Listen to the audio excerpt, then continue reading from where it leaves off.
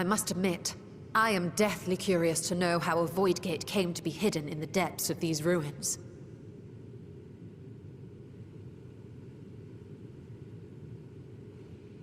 To tell that tale, we must first peer far to the south, and even further into memory.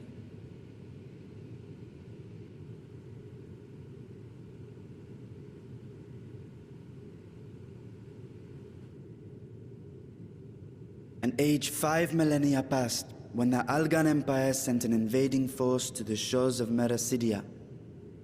The southern people rallied around the commanding figures of Bahamut and Tiamat and fought fiercely to repel the would-be conquerors.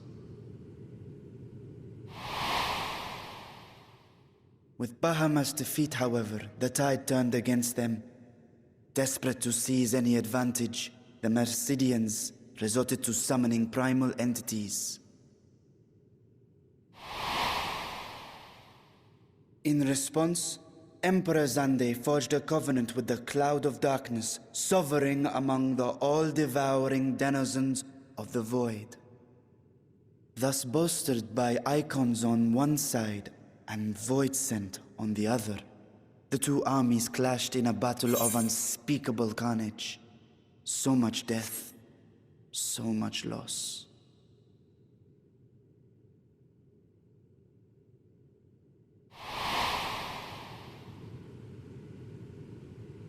I consider myself well versed in that period of history, yet you speak as one who witnessed it happen.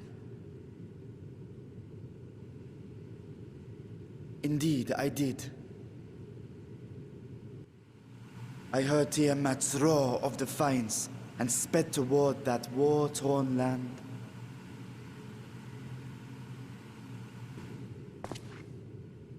Along with my sibling, Ajdaya.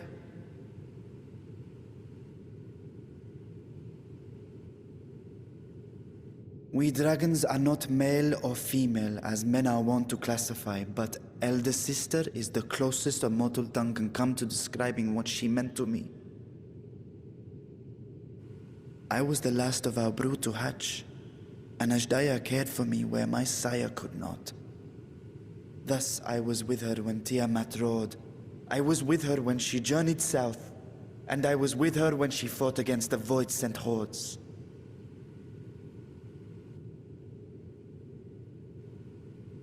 Yet no matter how many of their vile fiends we cast down, more rose from the abyss to take their place.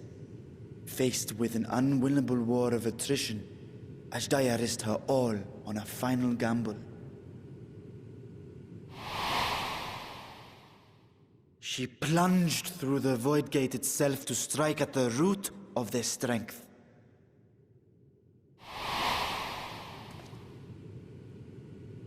I tried to follow in her wake, determined to lend what aid I could. But even as I came upon Alag's glittering tower, I saw the rift close behind her. And Ajdaya has been lost to us ever since. I find I must retract my earlier claim of historical knowledge. Nowhere in the Crystal Tower's archives did I see mention of such noble sacrifice. That does not surprise me. To Allagan eyes, it must have seemed as if a lone dragon, driven to madness, simply dove through the gate and did not return. For my part, I spent long years searching for the means to reunite with Ajdaya. Until I could search no more. Until Alag was dust, and the arts to open a void gate large enough to accommodate a dragon forever lost. Yet you have the beginnings of a gate right here, under the control of a harnessed device. My discovery came before Radzat Han was founded. Though I scoured the lands for a method to cross the rift, it was beneath the sea that I chanced to find a natural planar fissure. It was, however, far too narrow to admit a worm's bulk. Only after our city rose upon the rock, and I could enlist the aid of our talented alchemists, did matters take a favorable turn. Their dedication was beyond reproach. Tirelessly, they worked to expand the fissure, and after decades of toil, it finally grew to a size that a child might pass through.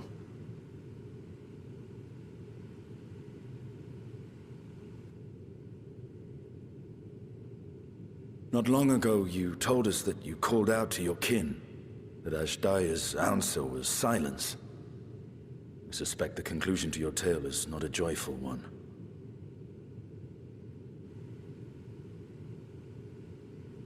With hope in my heart, I used the simulacrum to cross the threshold.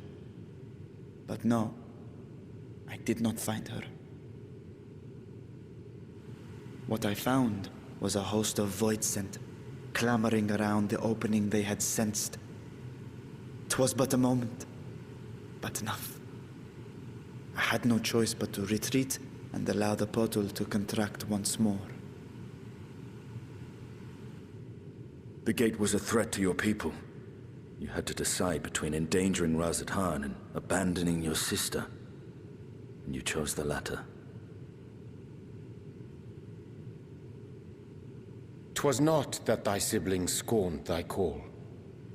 'Twas that she was trapped beyond a barrier through which neither roar nor dragon may pass. Even now, in the desolate world of the 13th. I can scarce imagine your pain, yet it was wise not to linger in that place. Too long a sojourn, and even a being of your power risks being warped into a creature of the void. You've seen this phenomenon before, when we stepped into the darkness.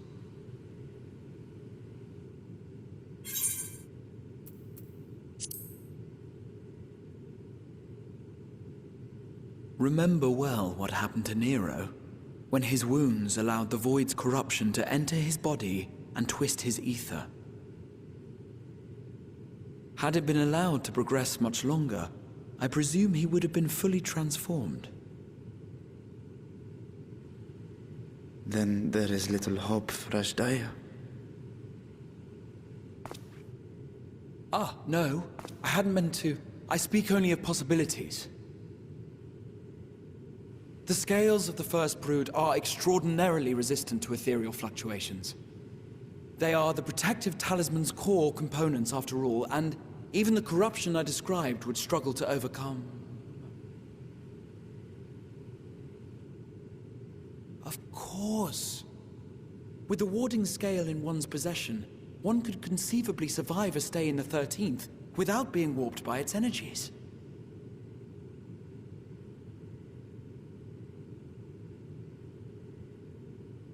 Be that as it may, it is too late to rescue my sister. 5,000 years too late.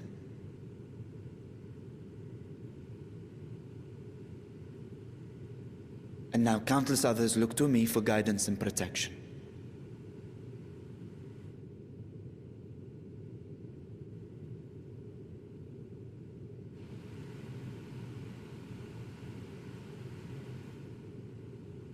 So when I sensed intruders in the ruins, I came only to ensure that the gate remained closed. That, and to secure the treasure, of course.